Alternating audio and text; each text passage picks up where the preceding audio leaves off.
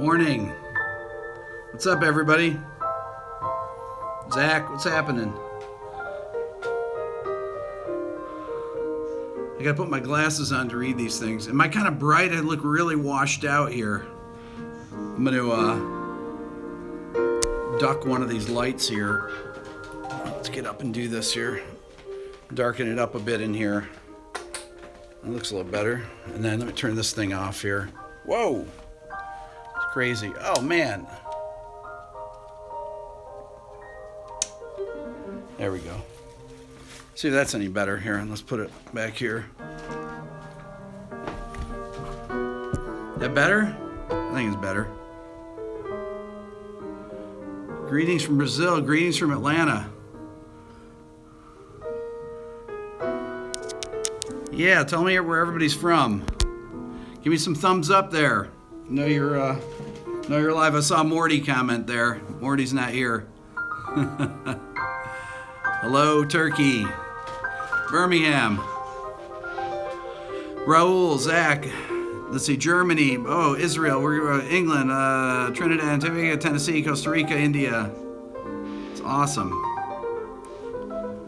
Canada in the house. Washington State. Los Angeles. There we go. London. Aspen. Excellent, excellent. Welcome. Romania. Mars. There we go. Baghdad. Very cool. Hong Kong. Lebanon. Cold, rainy day in Maine. New Hampshire. Switzerland. Chile. Italia. Seattle. Stockholm. I have the Stockholm syndrome right now. Anyways. Yeah, keep it coming. Give it those thumbs up. Click them. Click them. Click like. Click like. Should I put my glasses on or what? Or I look like a nerd, I know.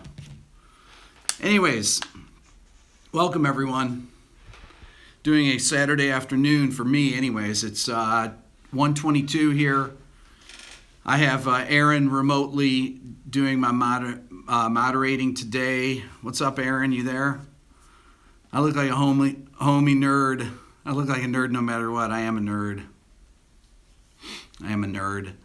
Anyways, welcome. There's a lot of, there's Aaron. Yeah! Say hi to Aaron, everybody. Aaron's working on his own, he's got a new musical endeavor he's about to announce. You'll hear about it soon enough. I'm going to have him on my show where we're going to talk about it.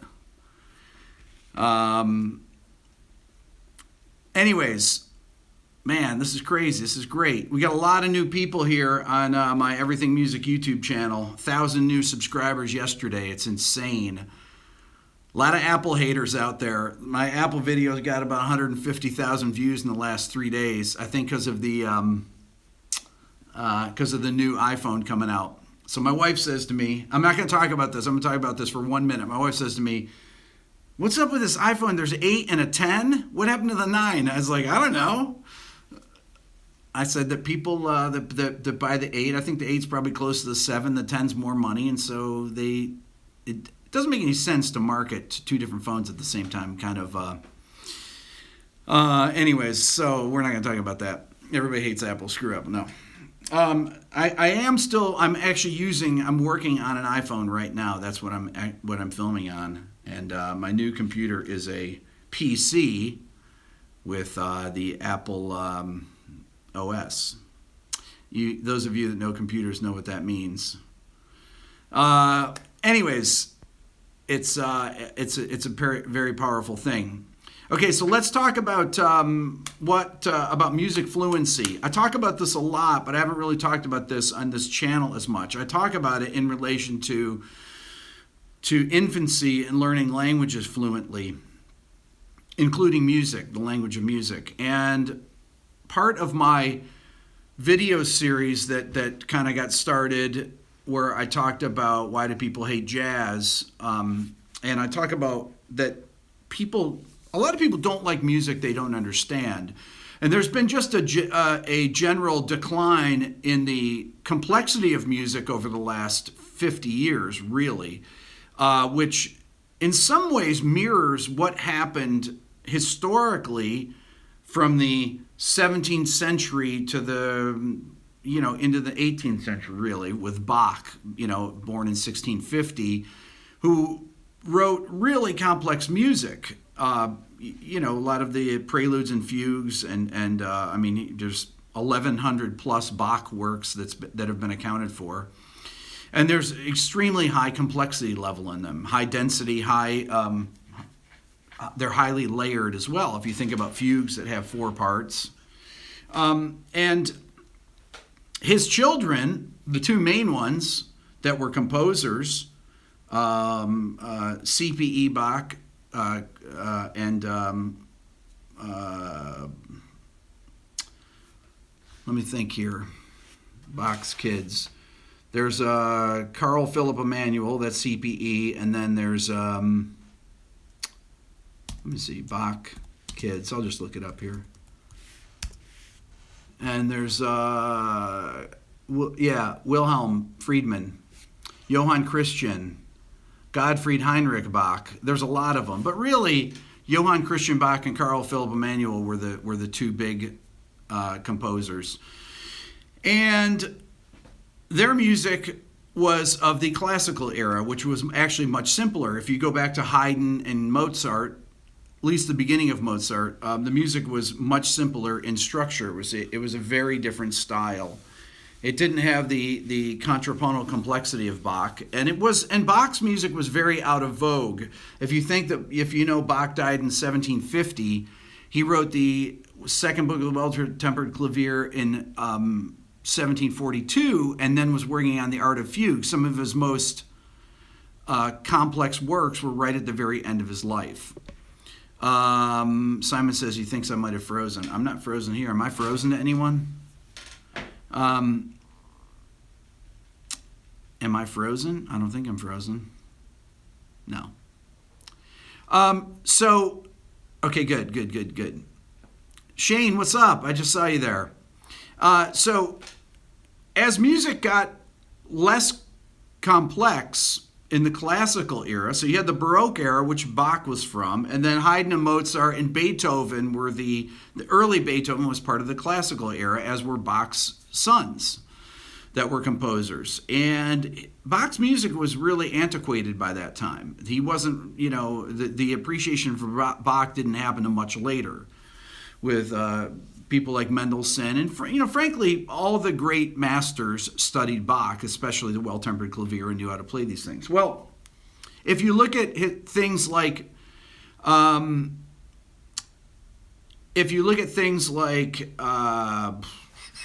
music of today versus the Beatles, for example, pop music in the 60s, the complexity level has gone down dramatically. And I always account for this by saying that music was when John Lennon when John Lennon was born, which was in 1940, he lived through the big band era. Okay, when he was a child, I look at my kids, I look at Dylan, who's 10, and Lennon, who's 8. And when you think about this, if it were John Lennon, my daughter Lennon, it was, John Lennon would be 8 in 1948. Well, rock and roll hadn't started yet. What was big? Well, big band music, bebop, things like that. What was he listening to? And there were things like skiffle that were happening in England. And the complexity level of the chord progressions that they used back at that time in big band era was much, much greater than it is today. So when you listen to tunes on the radio, if you're listening to anything that's on the top 10, whether it's Taylor Swift's new song, which is pretty horrible. No, just kidding. Sorry, Taylor. No, it's pretty bad. And then you look at things like Cash Me Outside, or what is it? Bocart Yellow. What is that? What's that new tune? I'm gonna look it up right now. I'm gonna look at the top. It's Cardi B. I know. It's her new song. Is what's it called? Bodak Yellow. That's what it is. Bodak Yellow. If you've heard these songs, which are this kind of new It's just a really interesting style. They don't even really have hooks in them anymore. Although the Cash Me Outside actually has a hook better than the Cardi B song does, because it just doesn't have any hook. But it's got very weird production values. Anyways, if I think about songs like the Beatles, for example, and I look at the complexity level, even of a static song like Norwegian Wood, right? For those of you that don't know this, it's off Rubber Soul.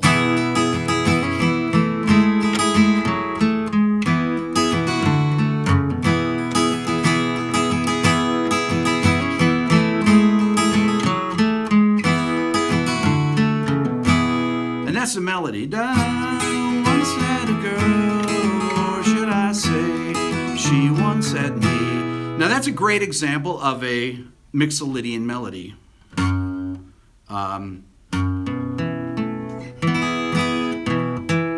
And in this case, it's an E Mixolydian. Da da da da da da da da.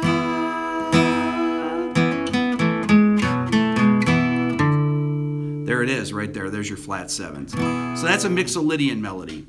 It's a modal melody, okay? And then the chorus goes to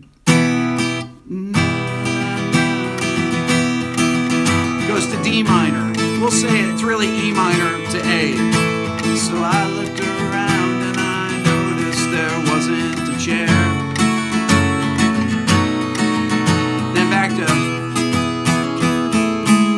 to... Okay, there's nothing like that on the radio really today. It's a completely different thing. That is a much, much more sophisticated melody musically than you would find on pop radio.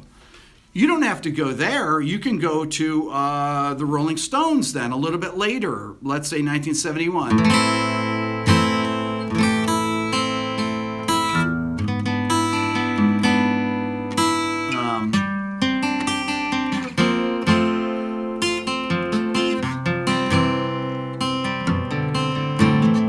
Angie, you guys know that?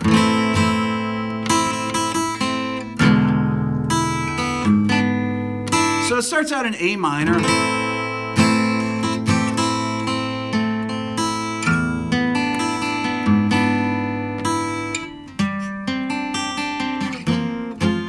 That is super sophisticated. A minor.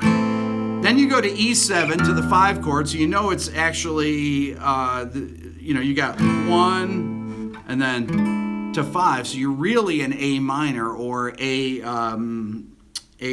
harmonic minor. But then you go to, then they go to G, right? But it's really G sus, and then they go to F sus to F, then C sus to C. But this F major, so you got F sus 4, you got this B flat here that's resolving the A. This is super sophisticated. There's all these modulations right here in Angie. My audio's out of sync. Anyways, so just wait a minute, it'll come back in sync. So Angie is incredibly sophisticated. You can go into the 80s and a lot of the 80s metal, even with the lyrics and things that were not sophisticated musically, there were a lot of really complex licks, and it was blues based. And then you get to the 90s. I talked about Nirvana in my last live stream a little bit, and you don't have to look at, pretty much any of the grunge bands. If you take Black Hole Sun, right? It starts on an F sus 4 chord.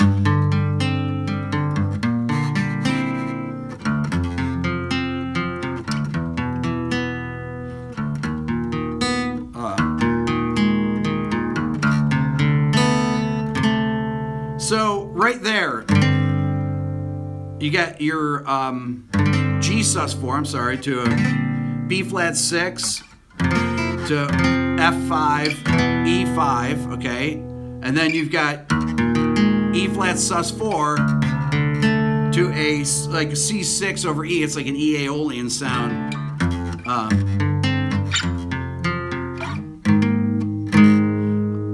that is incredibly sophisticated. That is high information rock music, okay? Nirvana, all the different modulations. If you think of, let's say,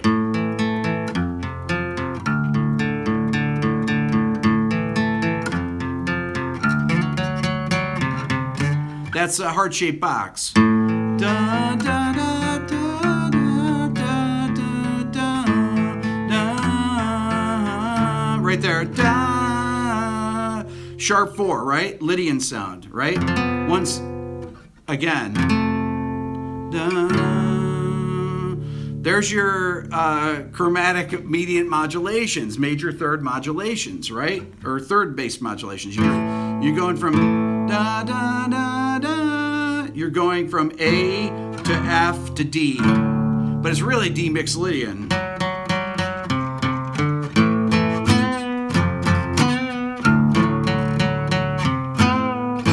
That's super complex. That's the chorus.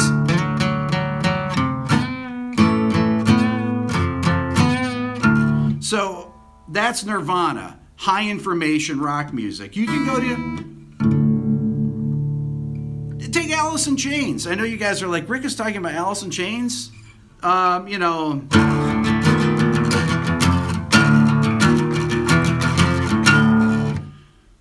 Wood. You take Pearl Jam. It had incredibly high information songs. Like on the first record, there's a tune.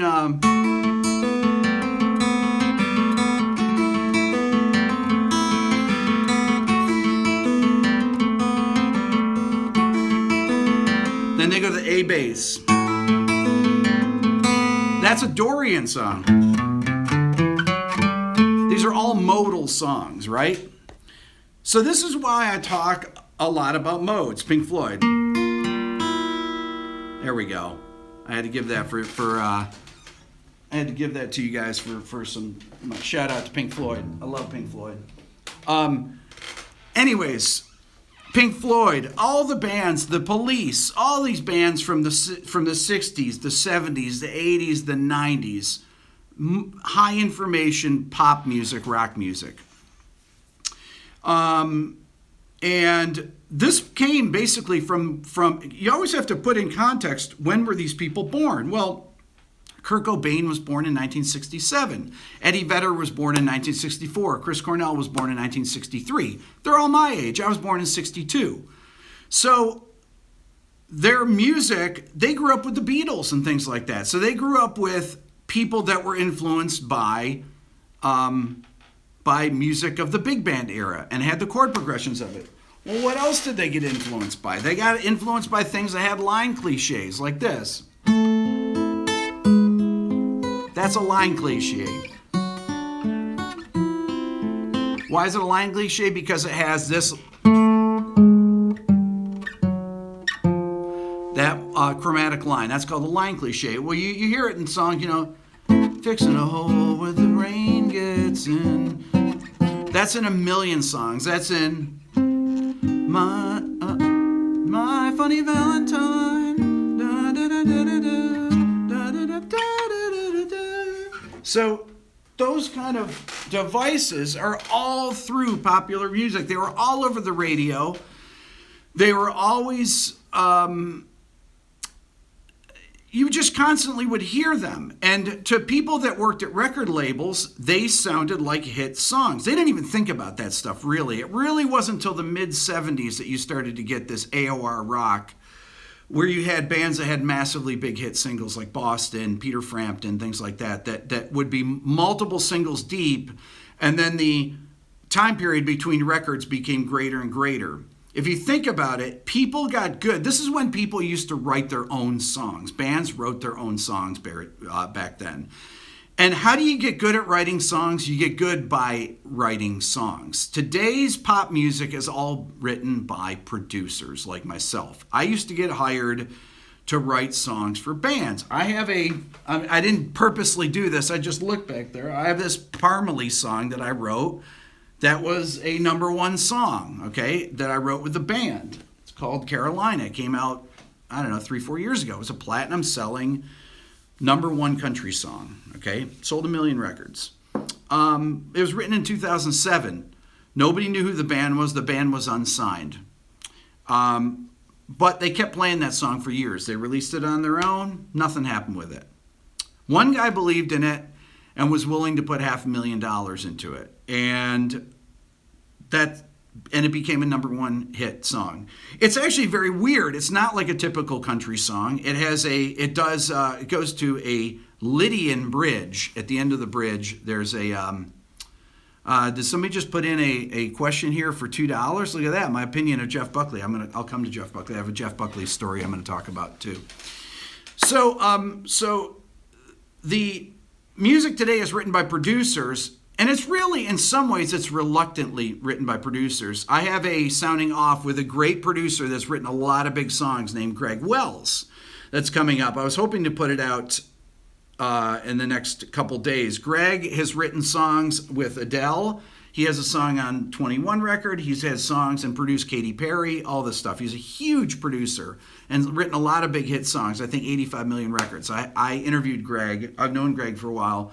I interviewed him for Sounding Off. I'm going to have him here on the channel in the next few days. I'll release that episode. But Greg is he's a conservatory-trained classical musician and jazz musician. He's a great improviser. But the fact is that people don't realize that there is so little people take so little chances at record labels nowadays that you have to have hit songs. So they either hire producers to write them, or they take things off YouTube here that become massively big hits. That's why you have people like this Cash Me Outside song with whatever they're calling her, the girl from Dr. Phil. It's a cash play by the record labels. I don't want to talk about that, though. That's not important. I want to talk about why it's important to develop musical fluency, and what does that mean? That means that you have fluency with the language of music, and having fluency is about having a great ear, being able to play your instrument well, knowing multiple styles, being able to recognize things about styles, like what is stylistically appropriate. For example, if you're a producer, what is an appropriate sound if you're doing a hip hop song? What kind of kick drum sounds are cool? When crunk was a big thing here in Atlanta in the early 2000s, that was a form of rap. Little John, Bone Crusher, David Banner, the Yin Yang Twins, all these huge groups that came out of Atlanta. Outkast was one, but Outkast wasn't really crunk. They had very specific ways that their songs were mixed, that they did their background vocals, and that were stylistically important in it being that. Now, if you didn't understand what a kick drum was supposed to sound like in crunk music, or how the background vocals were panned, you wouldn't know. So you have to study this stuff all the time. You have to, crunk is with a C, not K, but that's fine. But crunk was a huge style in Atlanta and worldwide, really, a huge rap style around from probably 99 to 2004 or 2005. Really big, huge, with huge multi-platinum records, all these bands. And people produced their own records back then. And but to be musically fluent, I have a very good friend in town, Billy, who used to mix a lot of these records. And Billy was around because he did a lot of the recording at his studio, and he started mixing it. And there's a guy, Mark Tan, that's from Atlanta, that mixed a lot of the records. They created the sound of these records and the way that they panned their vocals, and people would copy it that lived in other places that would do this crunk style. This was part of their musical fluency. Well, there's a musical fluency related to jazz, related to songwriting, and it's all developed the same way, by experimentation and by making connections with things. So I see somebody from Dunwoody there. There you go, representing. Now you're talking. So developing musical fluency, though, to be a great musician is really having a great ear, knowing what you're hearing at the time. Like, do you know when you heard that Beatles song, Norwegian Wood, that was a modal tune? Okay, you hear me talk about modes a lot on here, and I'm going to get to the Jeff Buckley question in a second. You hear me talk about modes. Modes are incredibly important because modes have been around since before tonal music. Okay, so before the system of tonal music that we use today, that's based on triads, people wrote tunes in modal scales, the church modes as they used to call them, and modes, then, people think that modes are from jazz. No, modes have been around way before Bach. It wasn't until we had an established tuning system, equal temperament, in the 1600s, and Bach started writing pieces in every key. Once they started tuning harpsichords and organs to where all the notes, you wouldn't have keys that you'd go to that were super dissonant, then you started being able to play in every key. And Bach, as a way of teaching, wrote the Well-Tempered Clavier, the first book in 1722, and wrote a song in every major and minor key. But until then, there was really these tonal progressions weren't really established. And there was a guy, Johann Fuchs, that really was one of the first big musical theorists, and he used Bach's music and as a blueprint for how voice leading and things were done. Okay, and that was the vocabulary of music that we still use today. Essentially, that's what's taught in every music school. They call it 17th century counterpoint, but it's really a counterpoint of Bach. But the progressions that I'm playing for you, whether it's the Stones, the Beatles, all this kind of stuff, is based on that. Okay, based on the major keys with the chord progressions in major keys, 1 4 5, 1 4 5 6. Everything you hear on the radio uses those 4 chords. But 30 years ago, 20 years ago, 25 years ago, 50 years ago, people used songs that modulated, and that was acceptable. But you don't really hear things like that on the radio now in pop music. You have these really super simplistic songs. And people have lost the ability to be fluent in music. If I even go back to somebody like Jeff Buckley, for those of you that are Jeff Buckley fans, if you're a Jeff Buckley fan, type in that you love Jeff Buckley right now. I want to see how many people that remember Jeff Buckley. He was a super talented songwriter and singer, phenomenal songwriter and singer. That died in 1996. He had I think it was 96. Jeff Buckley had a record called Grace that came out 95. I'm going to look it up here just so that people are like, Jeff Buckley's record came out. Let's see here. Jeff Buckley. Grace came out and he died in 97, March 29th. He was born in 66. There you go. I was a massively big fan of Jeff. I got to hear him play at Chenet in New York City when I lived there before I moved to Atlanta. Grace came out in 1994. He's a son of Tim Buckley, exactly. So I lived in 1993 in New York City before I moved to Atlanta, and I lived in the East Village. I lived at the corner of First Ave and what street was Chenet on? It was on 8th Street, but it's St. Mark's. First Ave and St. Mark's. I lived in the corner. If I walked down my stairs and I took a right around St. Mark's and I walked 20 yards, that was this club called Chenet. You'll see Jeff Buckley. There's records of it's S-I-N-E. It's an Irish name. So I saw Jeff Buckley play. The club literally, it was smaller than my live room here, way smaller. And he used to play there all the time.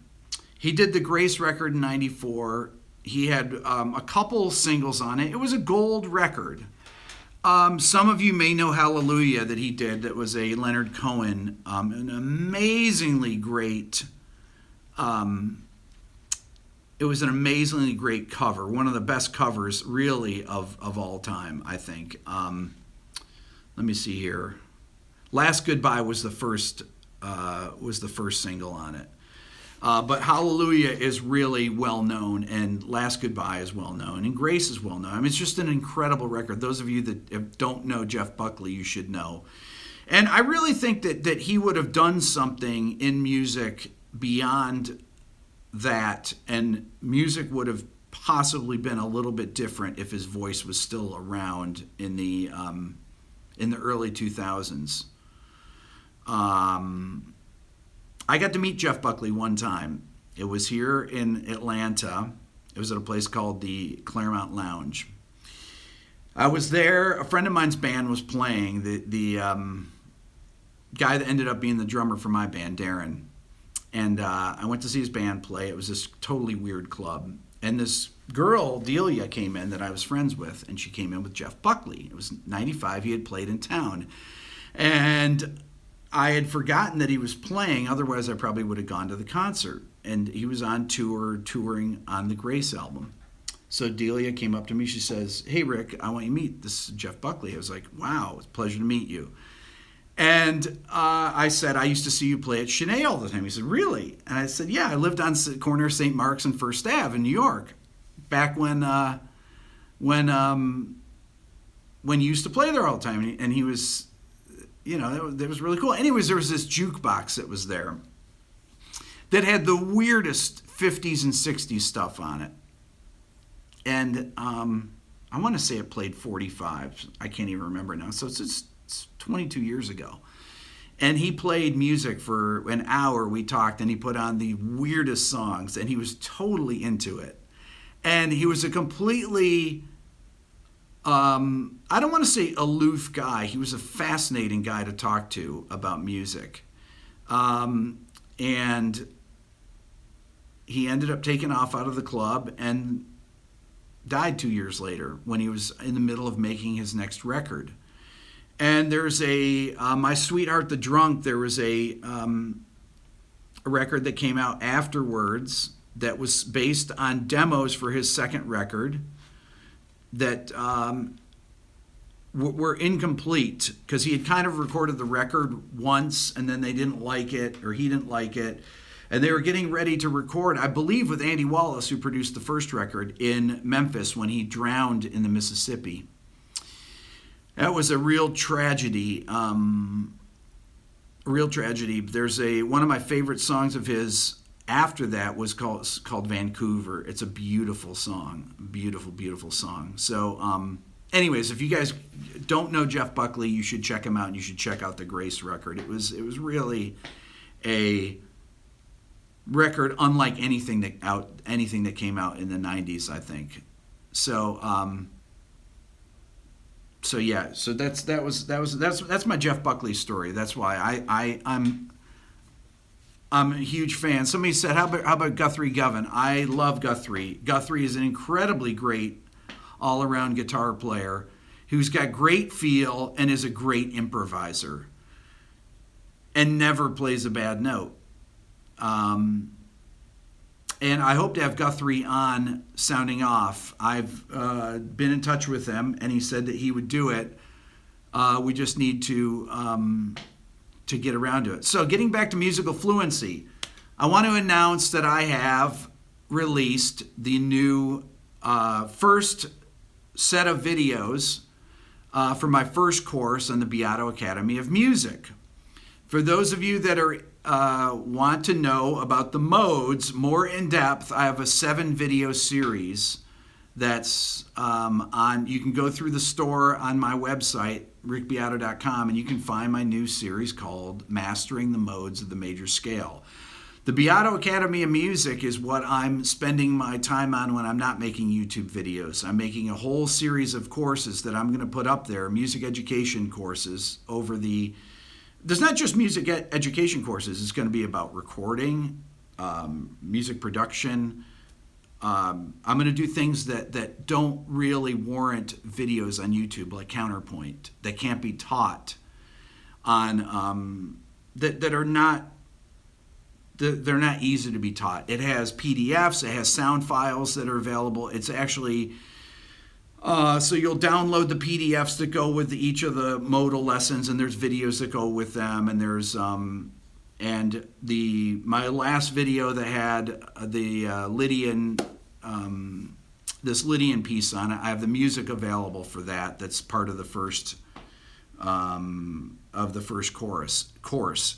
I'm also taking suggestions for titles for courses, so I would love you to put that in the comment section. So I got to put my glasses on. I can't read anything anybody's writing here. So, oh, there we go. I can see. There we go. Aaron. I can see Aaron now. So check out my mastering modes in the major scale. Also, I think Aaron is running a deal on my Beato book and my my bundle, PDF bundle. That's 16 PDFs. It's like 68, 70 pages long, something like that.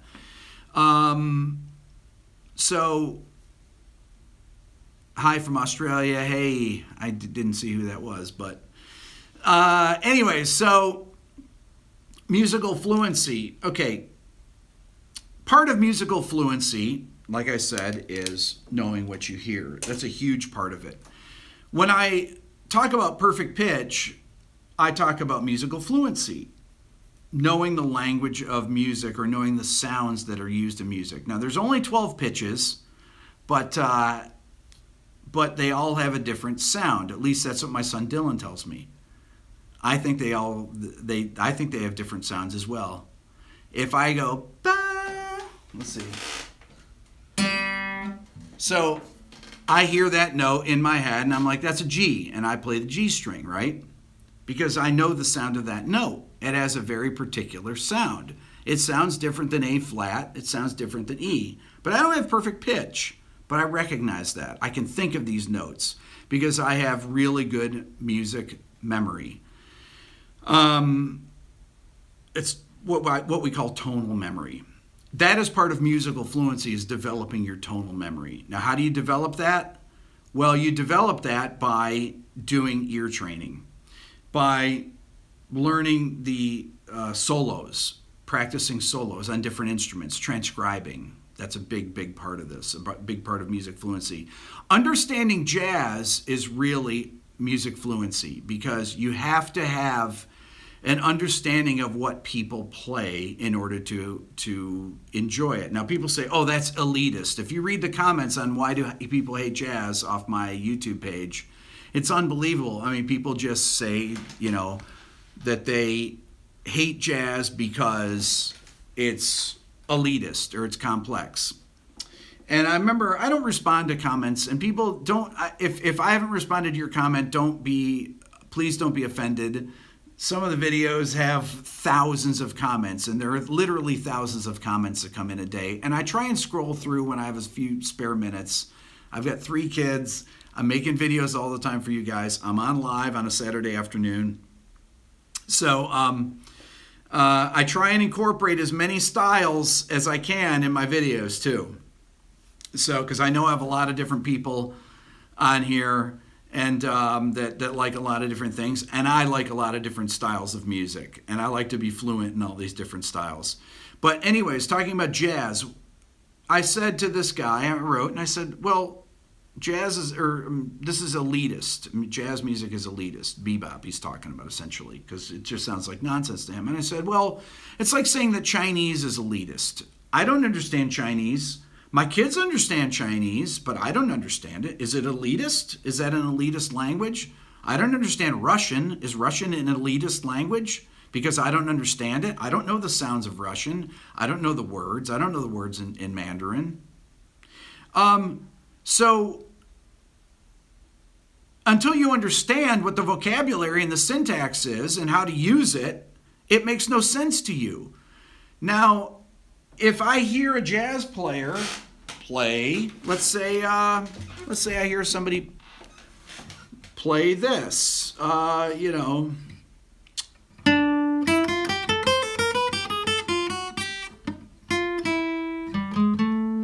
say I hear somebody play that lick.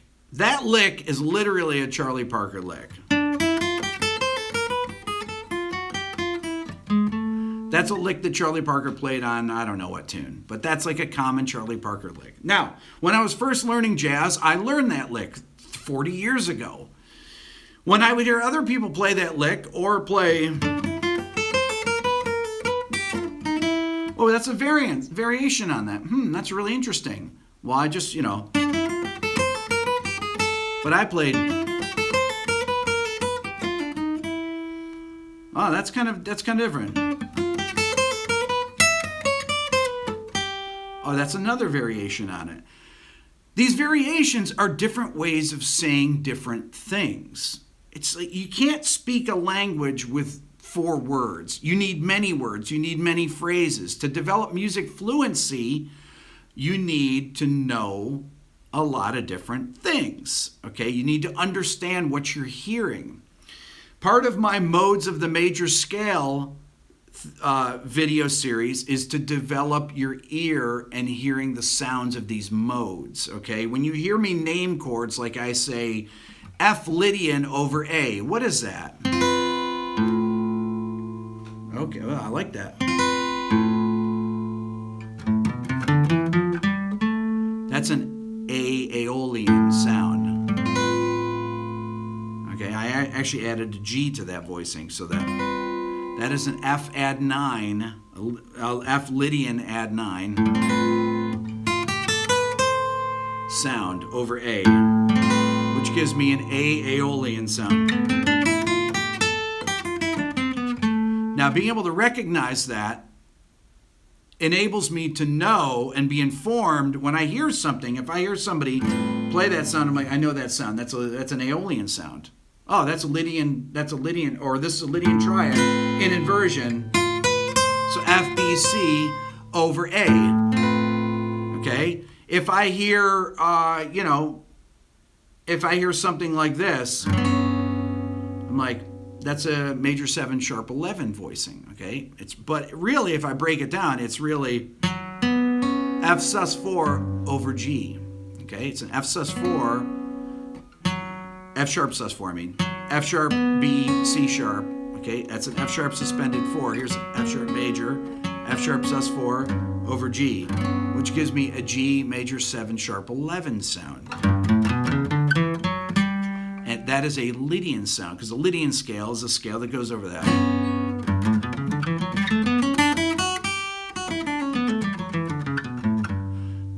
Now, when I hear that, I instantly recognize, oh, that's a Lydian sound, okay? That's a modal sound.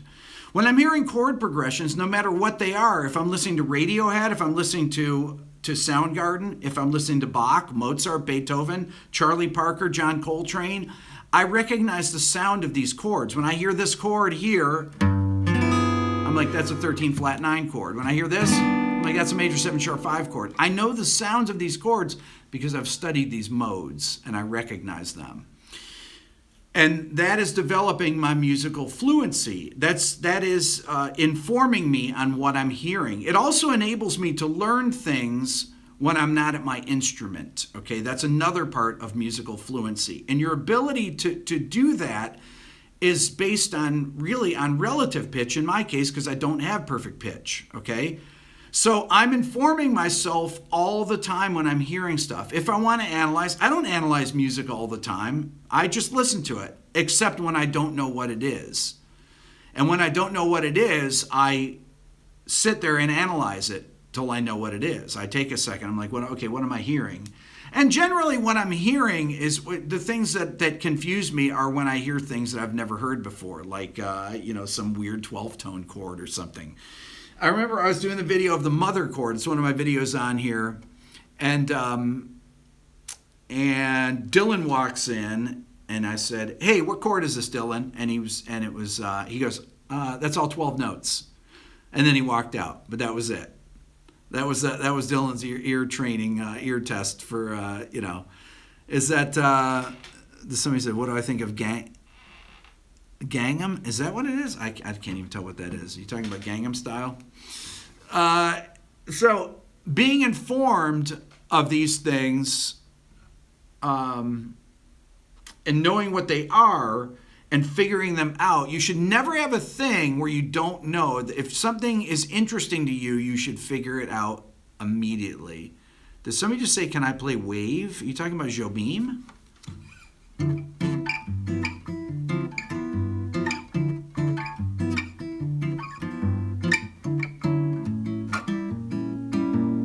Is that what you're talking about?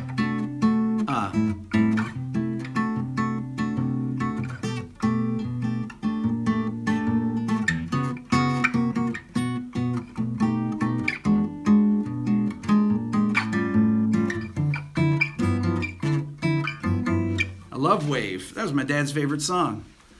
Anyways, so those of you who don't know Wave, that's an Antonio Carlos Jobim song, who is one of the greatest Brazilian composers. And people have been asking me lately, too, about different Brazilian composers and musicians, Milton Nascimento and Toninho Horta. And there's a lot of incredible music that's come out of Brazil over the last 50 years. And Jobim being the most famous and one of the greatest songwriters of all time.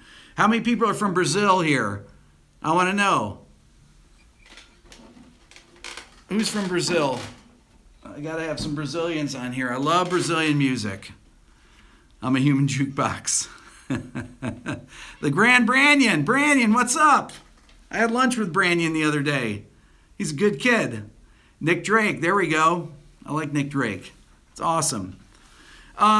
So, people you tend to not like music either because they're not informed by it, they don't know what it is, they don't understand it, and they dislike it, or they know what it is and it's boring to them. For me, that's pretty much what it is. The things I don't like them usually because they're boring.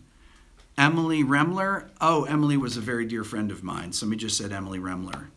Emily was an old friend of mine who passed away in 1990. She was great jazz guitar player. And was a really dear friend of mine. I saw her just before she passed away. That was a tragic thing. I don't want to think about that. I'll get really bummed out right now. I knew Emily she dated a friend of mine in the late 80s, and I met her. She came to my place in Ithaca. We played together. We played gigs together. When I was teaching at Ithaca College, and I used to go to, she lived in Queens, and I would go down and hang with her and play with her in Queens when I go to New York. And I taught at the New School for a semester in 1988, and sometimes I would go over, and she lived with my friend Jay, and they dated at the time. Anyway, so she was awesome. She was a great person and just a lovely player. Okay, so I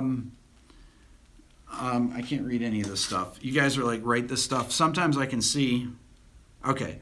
So what are my thoughts on Monk? I love Monk. Monk was one of the greatest songwriters, greatest players. Round Midnight is one of the greatest ballads ever written. No question about it. There's many great Monk songs. He was really... Monk was actually around at the beginning of bebop too. He was, these guys all are from my era.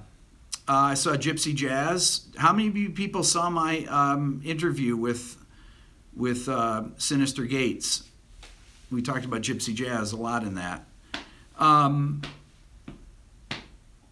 Gypsy Jazz.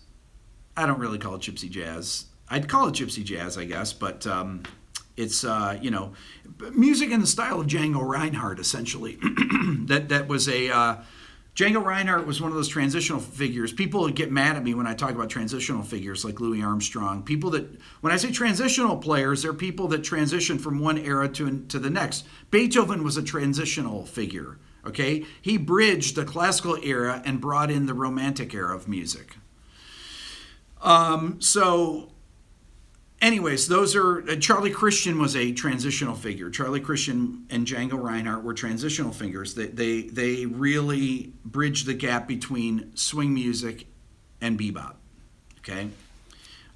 Stravinsky was a transitional figure, really, kind of was. More Schoenberg was... Stravinsky, Schoenberg, they were transitional figures because... you came from the Impressionistic era through atonal music and then up through into serial music. I had somebody that wrote to me today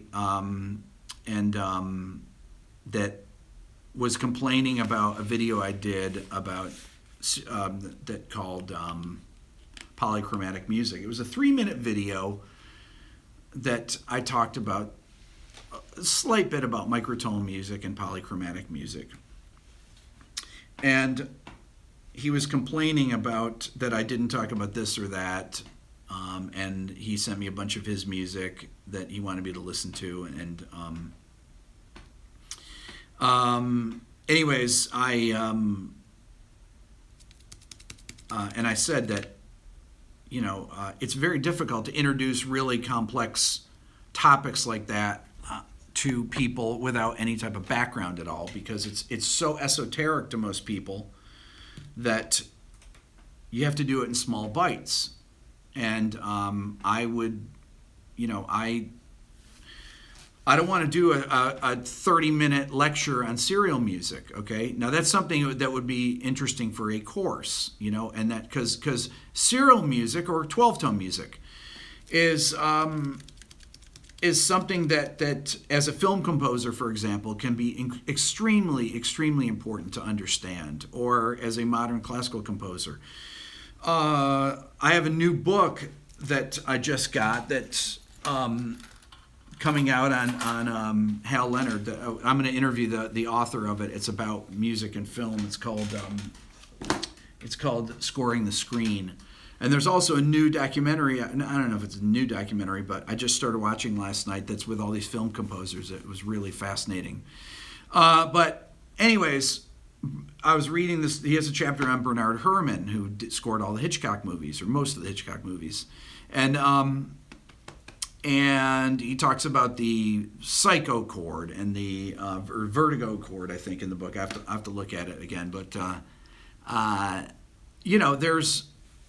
that's really important.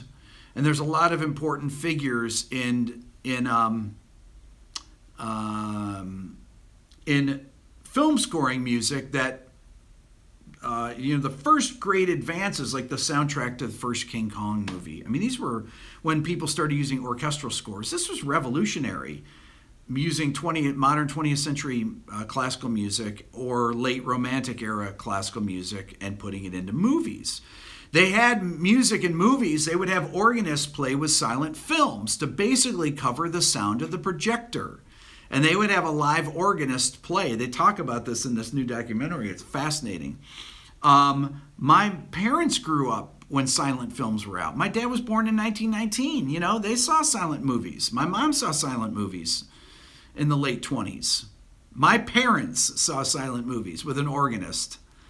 So somebody said Robin Hood has a great soundtrack. That's is that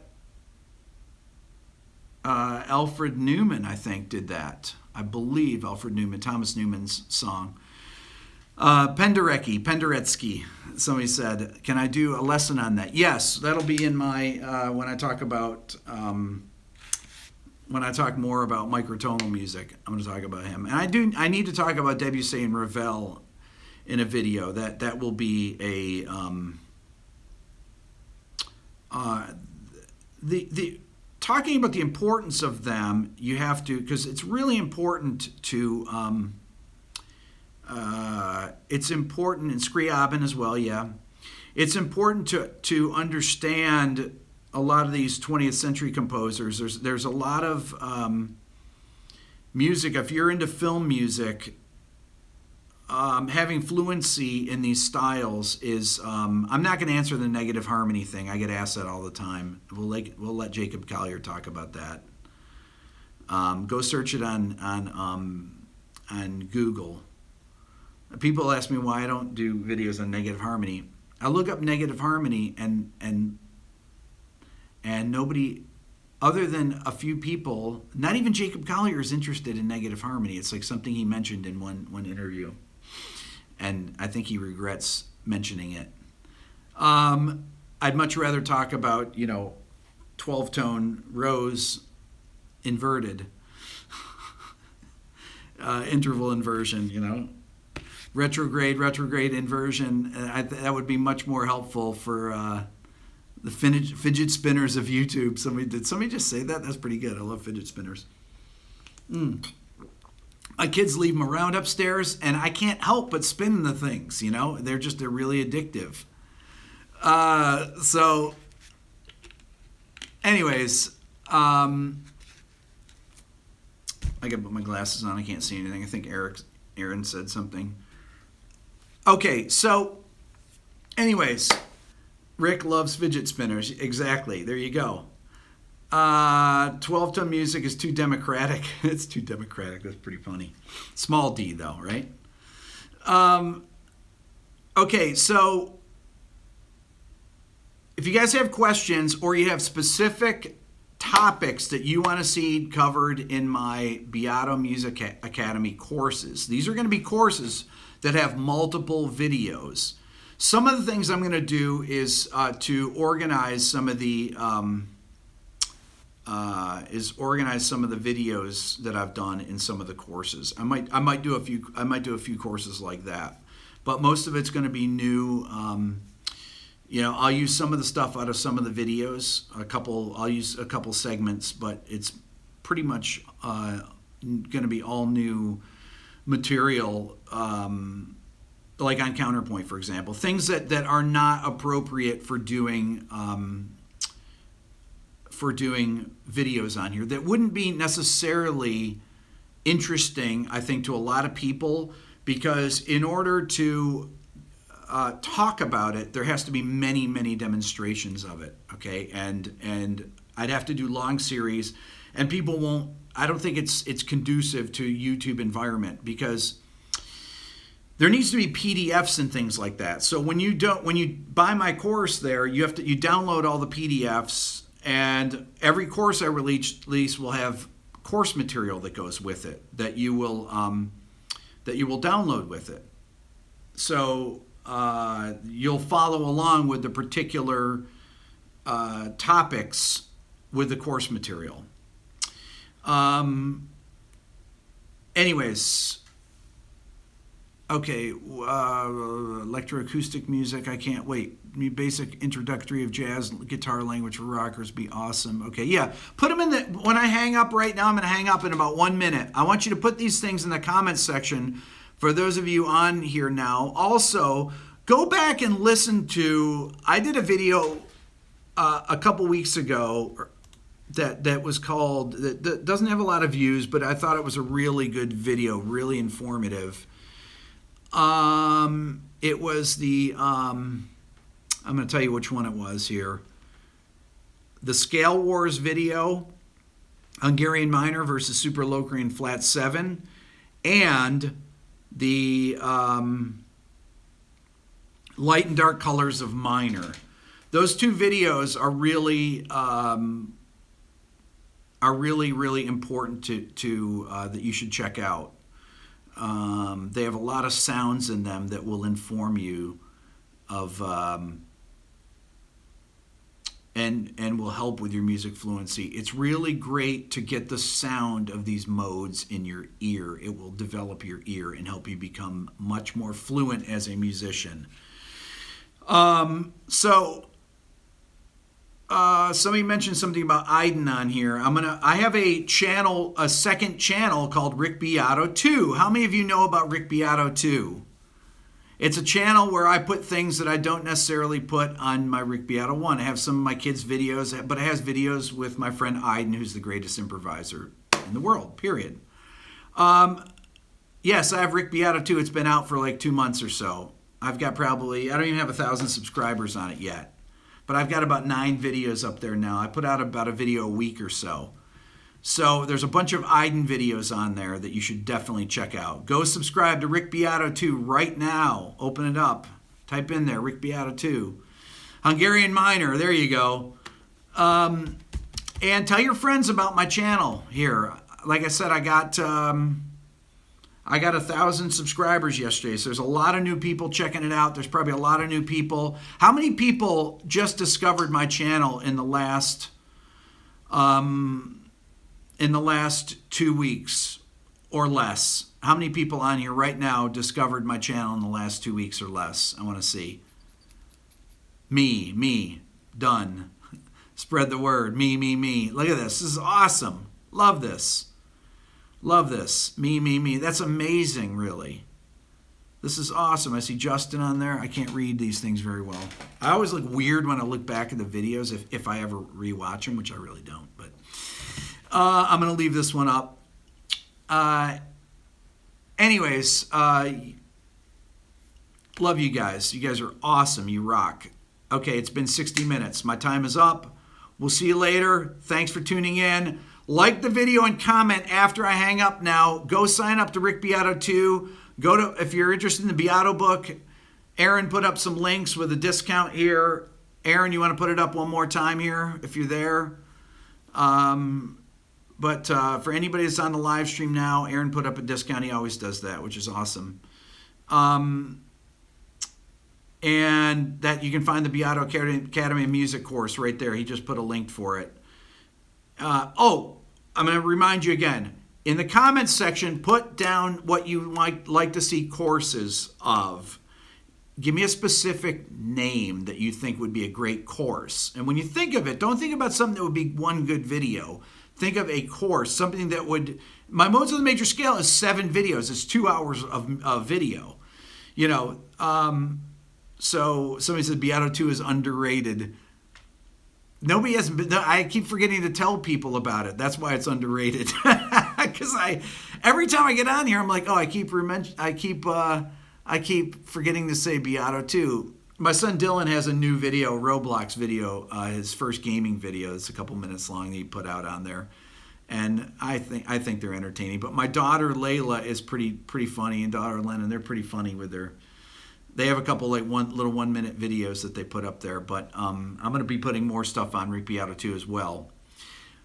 Super Locrian wins. Super Locrian double flat 7 wins. F flat, man. F flat, B double flat. Love you guys. We'll see you later. Thanks for watching.